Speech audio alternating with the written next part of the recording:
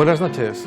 Esta noche arrellénense en los sillones, pónganse cómodos en sus sofás porque vamos a asistir a una de las grandes películas de la historia del cine.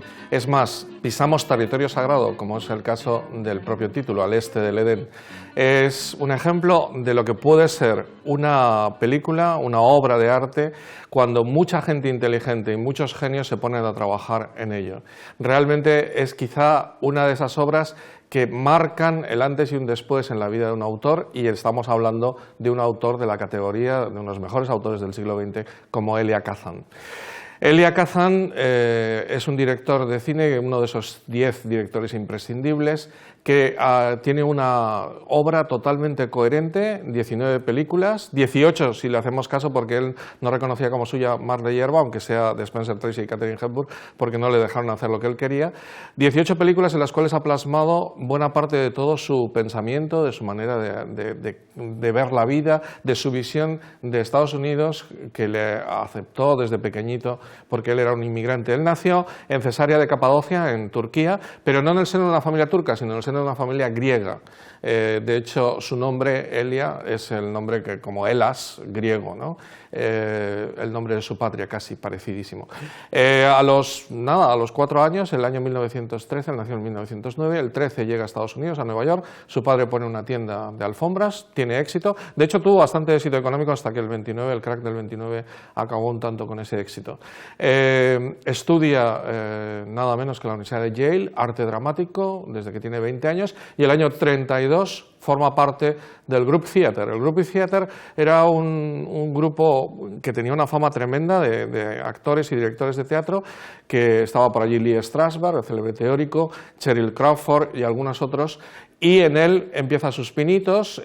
Su padre no estaba muy contento de que fuera actor, de hecho una de las veces le dijo: pero te has mirado a la cara, te has mirado al espejo, hijo mío, porque tenía una nariz realmente prominente y unos rasgos realmente no muy atractivos. Triunfa como actor, pero también triunfa como director, sobre todo con una producción que hizo él en Broadway de Muerte de un viajante, y de ahí salta al cine el año 44 con Lazos Humanos, y el año 47 se convierte en su gran año porque ese año por primera vez es nominado al Oscar por La barrera invisible, y es también el año que crea el Actors Studio. Si Elia Kazan no fuera uno de los grandes directores de la historia del cine, habría pasado a la historia del cine solo por la fundación de esta célebre escuela de actores en la que se formaron pues, Paul Newman, Marlon Brando, Montgomery Clift, etcétera, etcétera, etcétera, y que siguen formando gente, aunque en lo que se llama el método. Lo fundó con Robert Lewis y Cheryl Crawford. Los tres fundaron el Actors Studio, y luego se unió Lee Strasberg, el gran teórico de las teorías de Stanislavski. El Actors Studio se basa en las teorías de Stanislavski, que es que la interpretación no está tanto en la representación de un papel como en vivir ese papel. Luego volveré sobre eso al hablar de James Dean. Bueno, pues el caso es que Elia Kazan, a partir de ese momento, se convierte en un director de mucha fama, tanto teatral como cinematográfico, pero prácticamente se dedica a partir de un momento solo al cine, y su producción pues tiene como 5 grandes temas. El primer tema es la inmigración, ya que él era un inmigrante, y se puede ver en películas como El compromiso, o la primera, Lazos Humanos. Es también un hombre que lucha contra el sistema, o que lucha contra las cosas que le vienen establecidas, como el caso de Viva Zapata o La ley del silencio. Lucha también contra el racismo, toca el tema del racismo, como ya sea por los negros, Pinky, o el racismo con los judíos, La barrera invisible. Lucha también en esa, digamos, tensión que hay a veces entre padres e hijos, Esplendor en la hierba y la película que hoy nos ocupa, Al Este del Edén, y luego también en esa mezcla de sexo, amor y puritanismo que representan algunas de sus películas como Baby Doll y Esplendor en la hierba. Todo ello se resumiría un poco en una película autobiográfica que se llama América, América, ¿no? Donde más bien es la vida de su tío, y que es un inmigrante. Está resumido en ese célebre beso al llegar a los muelles de Nueva York, que es sobre el suelo que da el protagonista de la película, y al final es uno de los directores que ha podido cerrar toda su obra. De hecho, su coda, su colofón, es El último magnate, y prácticamente esa imagen de Robert De Niro paseando como el último gran productor de Hollywood por ese plató vacío es casi la representación del propio Elia Kazan, que decidió cuándo terminar su producción. Elia Kazan es tratado siempre como un neorrealista, como un hombre muy realista, no olvidemos La ley del silencio y otras muchas, Lazos humanos, etcétera, incluso América, pero realmente él lo que quería, y lo dice varias veces, es empezar sus películas como un documental y luego llegar a las escenas más íntimas de gran tensión narrativa, que ahora veremos también en el Este del Edén, y conseguir que eso fuera poco a poco construyendo la película.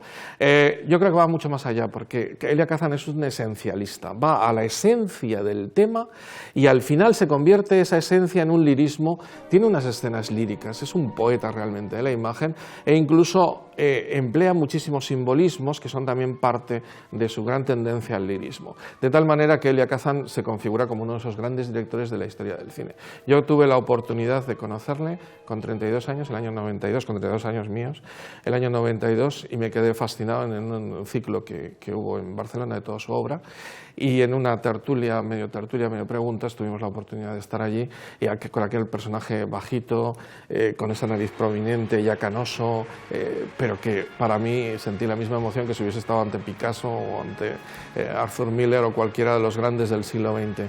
Realmente un autorazo y un autor de primera magnitud. Venía del gran éxito al hacer esta película, en el año 55, Al Este del Edén, venía del gran exitazo de La ley del silencio.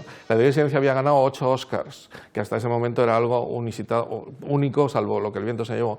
Y no solo eso, sino que tenía un éxito de crítica, de público, todo el mundo hablaba maravillas, podía hacer lo que le diera la gana. Se presentó ante Jack Warner, o más bien Jack Warner le llamó y dijo: ¿qué quieres hacer? Pues quiero hacer Al Este del Edén. Y además decidieron hacerlo en color, que hasta ese momento no había hecho ninguna película en color, y en Cinemascope, en el formato nuevo, con lo cual se lanzó a algo bien interesante.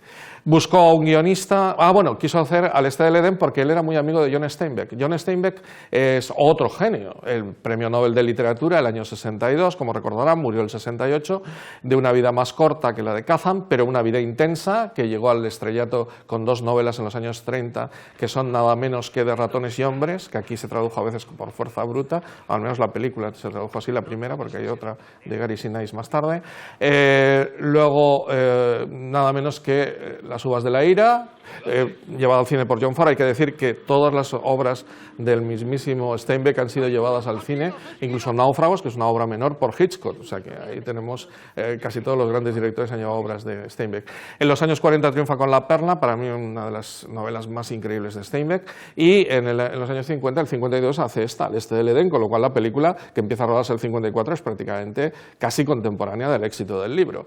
Ya habían colaborado juntos Kazan y Steinbeck en Viva Zapata, y se conocían muy bien, fueron amigos a lo largo de toda su vida, y estuvo durante todo el tiempo del rodaje, estaba por allí, iba para ver si la película iba en el sentido que él quería, y siempre le pareció que Kazan iba en el sentido que él quería, porque se entendían muy bien. Bien, para hacer esta impresionante película contó con un guionista, fue el primero que contrató, a Paul Osborne. Paul Osborne no era muy conocido, pero era un guionista que siempre que trabajaba con Kazan le dejaba hacer mucho a Kazan, que es lo que le gusta a él, ser un autor, y le daba la idea, y el hombre no intentaba ser un guionista personalista, sino que lo que hacía era coger esa idea, trabajarla durante un día o incluso una semana, y le presentaba la escena y la veían juntos y decía: perfecto, has dicho lo que yo quería que dijeras, etc. Un guionista muy interesante que a lo largo de toda la producción pues estuvo siempre al lado de Kazan. Trabajaron primero en Connecticut juntos y luego ya llegaron a rodar a California. Por cierto, este hombre, Osborne, se hizo famoso luego más tarde con casi todo guiones que se desarrollan en el Oriente, en el Pacífico, al sur del Pacífico, Sayonara, El mundo de Susie Wong. Bueno, es un detalle que a tener en cuenta. Bueno, y una vez que estaba el guión, una vez que ya habían pensado en todo lo que iban a hacer, pensaban en el casting, lógicamente. Y realmente Al Este del Edén es un ejemplo de buscar un buen casting, encontrarlo y además que el casting sea adecuado a los personajes. Para el personaje estelar de la película... hay que decir que el guión de Osborne, porque Kazan lo quiso así, es solo las 80 últimas páginas del libro. El libro de Steinbeck es realmente la historia de 2 familias, los Hamilton, que es una familia irlandesa católica, y los Trask, que es una familia puritana, muy compleja, y él se centra en los Trask al final. Además va desde la Guerra de Secesión hasta la Primera Guerra Mundial. En cambio, la película empieza en 1917, ya con la Primera Guerra Mundial, y y lo que hace es sencillamente centrarse en esas últimas páginas que le parece lo más interesante, la lucha entre un padre y sus dos hijos, entre el padre que cree que su hijo bueno, un Abel, ¿no?, es el otro, y cree que el hijo malo, Caín, es el segundo hijo, cuando realmente es el que más le quiere. En fin, toda esa trama tan interesante la coge Osborne y Kazan para hacer la película, luego volveremos sobre ello. Bueno, pues para hacer el papel del hijo este tan atormentado, que en realidad es un Abel, pero realmente su padre piensa que es un Caín, cogen como protagonista a James Dean. James Dean fue Osborne el mismo el que le dijo a Elia Kazan que le fuera a ver mientras estaba en el teatro haciendo el papel de un árabe en una obra de teatro que había en Broadway. Curioso, porque era miembro del Actors Studio, pero Kazan no lo conocía por clase, igual no iba ni a clase, James Dean. Bueno, pues James Dean, le recomendó, mira, me parece que es un papel bueno, y cuando habla con él, Kazan dice que no le gusta nada, pero conforme hace un viaje con él a Los Ángeles, y conforme lo va conociendo dice, no me gusta nada este actor, pero es él, es el personaje de Caleb, del hijo de Al este del Edén. Lo mismo le ocurre a Steinbeck, se lo envía a Steinbeck para que Steinbeck le dé el visto bueno y dice, mira, me parece una persona desastrosa, dice, parece una habitación desordenada, es un hombre muy malo actuando o muy regular actuando, pero realmente parece él. Y me ha recordado a mi personaje. Con lo cual, con estos antecedentes, luego veremos que efectivamente sí fue un magnífico actor, James Dean entró en la película. Y para el papel del padre, el antagonista, este papel de padre puritano, etcétera, que se llama Adam, como una especie de remedio del Adam bíblico, pues buscaron a Raymond Macy.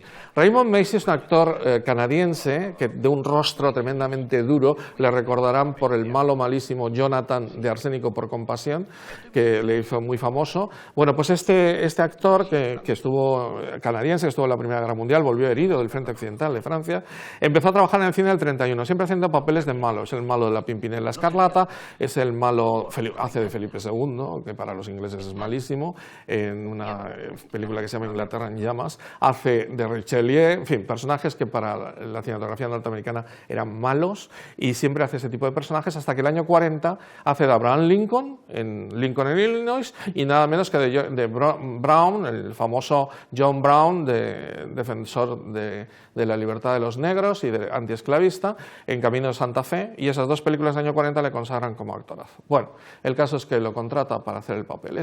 Vieron a muchos, incluso pensaron en Gary Cooper, que si vista la película no le venía el papel nada bien. Pero bueno, Raymond Macy lo que hace desde el primer momento es enfrentarse con James Dean. Y curiosamente, esa presión que entre los dos había, porque llegaban al plató y Raymond Macy se sabía el papel perfectamente. Lo ensayaba todas las noches con su mujer, que siempre iba a todos sus rodajes. Hablaban, se lo sabía perfecto, y al día siguiente iban a hacer la escena y James Dean no se sabía su papel, o improvisaba, o decía tal, y entonces Macy se enfadaba, iba a ver a Kazan y le decía como un niño enfadado, no, es que este hombre no estudia su papel, tal, y Kazan siempre le decía, no, ya lo arreglaremos, tal. El caso es que esa tensión la fue fomentando el propio Kazan, porque la tensión que hay entre padre e hijo, entre los papeles, al final es entre los actores, y acabaron odiándose James Dean y Raymond Macy, lo cual es interesantísimo verlo en la película. Por cierto, para que se vea cómo James Dean, el actor del Actors Studio, totalmente vinculado a ese mundo del método, llega a hacer una escena totalmente improvisada, es la escena en la que él va con el dinero a entregarle el dinero que ha conseguido a su padre, y su padre lo rechaza pensando que viene el dinero del juego, de lo que sea. En esa escena él tenía que irse tirando los billetes y diciendo, te odio, te odio. Y lo que hace James Dean es abalanzarse, abrazar a su padre, y el Macy se quedó absolutamente roto porque era lo último que esperaba, y mientras está ahí con esa cara tan especial que tenía Dean en ese momento, tira por detrás los billetes y se va después de ese abrazo, lo cual la escena quedó al final rodada tal como lo había hecho Dean. Dean, por cierto, James Dean, es un mito, un icono del mundo del cine, con solo 3 películas, porque vivió tan rápidamente que solamente le dio tiempo a ver una de ellas, que es esta, Al este del Edén. El año 54 roda Al este del Edén, se estrena el 9 de marzo, el 28 de marzo empieza a rodar la siguiente, Rebelde sin causa, con Nicolas Ray, y en mayo ya tiene que abandonar un poco el estudio y vuelve a hacer Rebelde sin causa y tal, empieza Gigante, y el 30 de septiembre se mata en un accidente de coche yendo a California y curiosamente a Monterrey, donde se desarrolla la película, y no vio ni siquiera, ha sido nominado 2 veces al Oscar, el año 56 por Al Este del Edén, las películas del 55, y el año 57 por Gigante, las 2 veces muerto ya, o sea, son 2 nominaciones póstumas. Bueno, pues este es James Dean, que ha quedado como el icono, ¿no?, de toda la generación rebelde. Tenía ese aire de joven, totalmente solo, solitario, rebelde, pero al mismo tiempo sensible. Una imagen curiosísima que ha sido la que ha quedado, que todas las mujeres querían ayudarle, ¿no?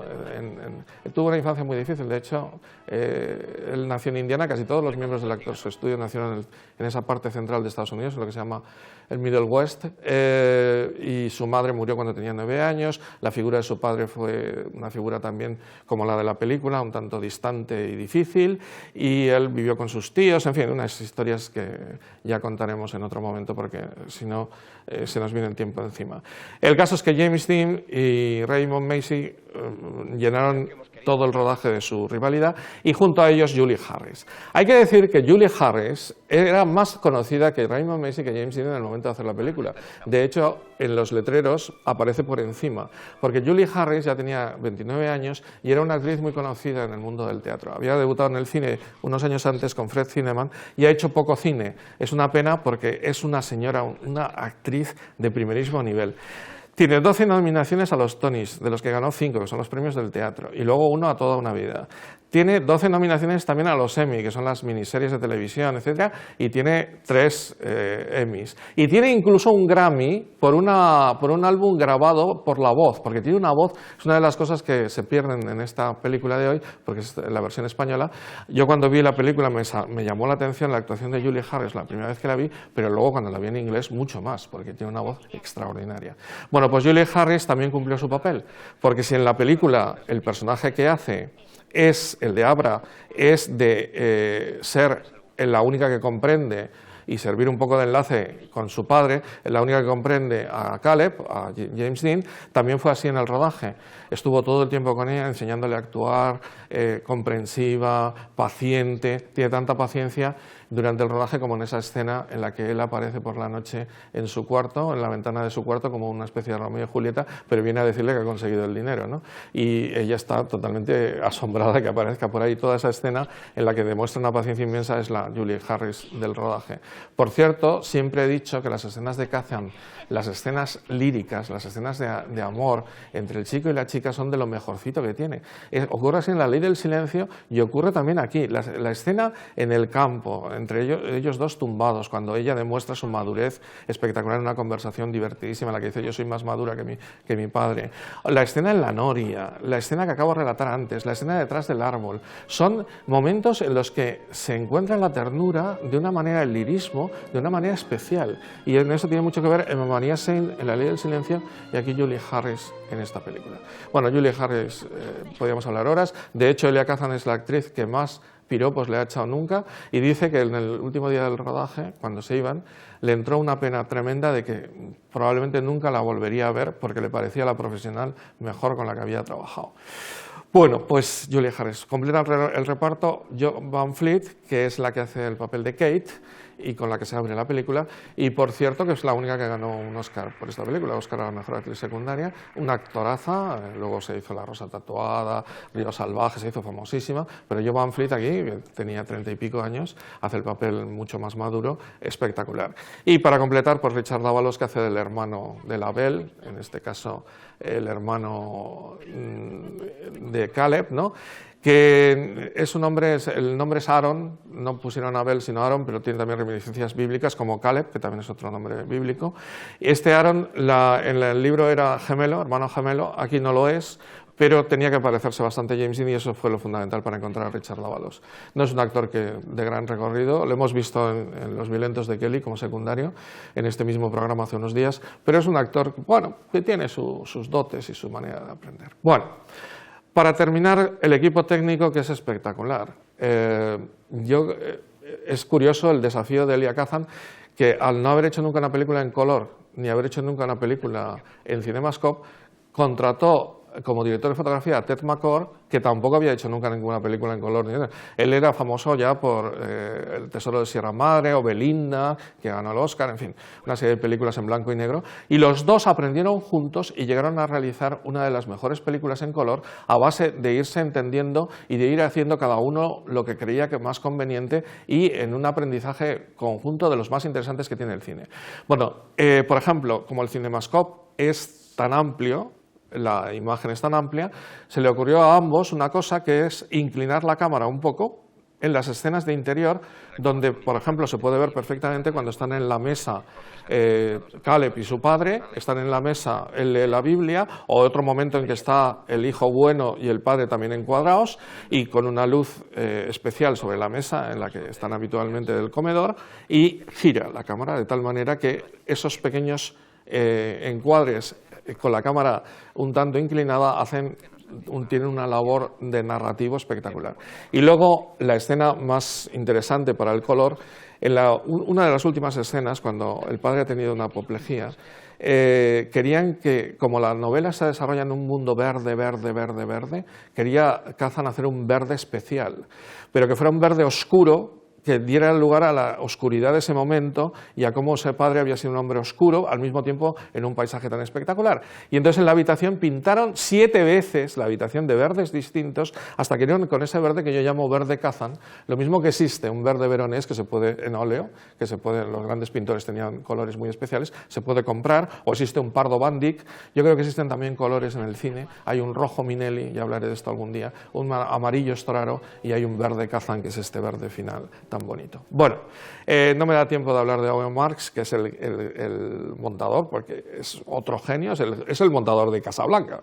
En fin, se reunió Kazan de una serie de gente, pero no me da a dar tiempo. La película se rodó no se podía rodar. Esto es muy interesante porque la película se desarrolla, o el libro se desarrolla en Salinas, que es el pueblo originario de Steinbeck. Él quería retratar su propio pueblo y la capital de ese condado, que es Monterrey.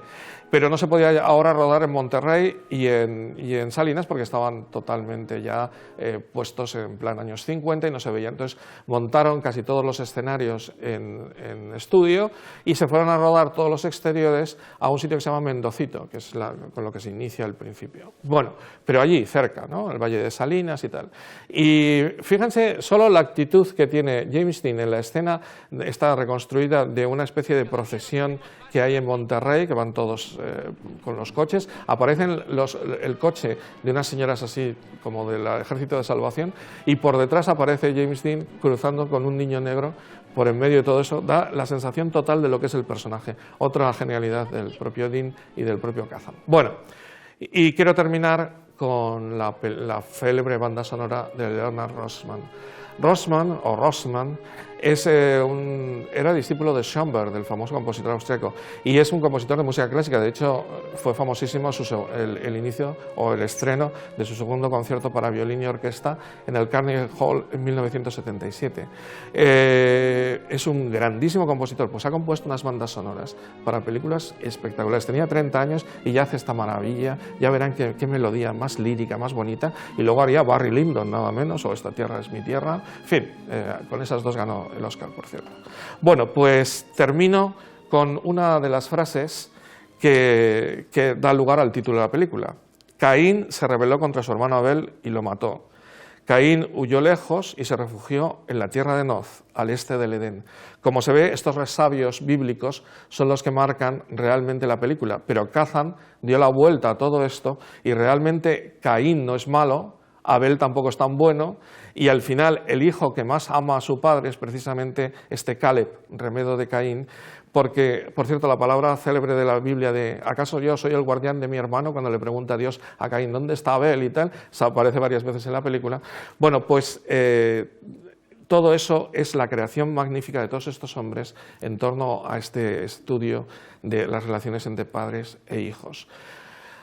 Poco antes de morir, le preguntó el hijo de John Steinbeck a su padre: ¿por qué escribes, papá? Y Steinbeck le contestó: porque intento reencontrar a cada hombre con su humanidad.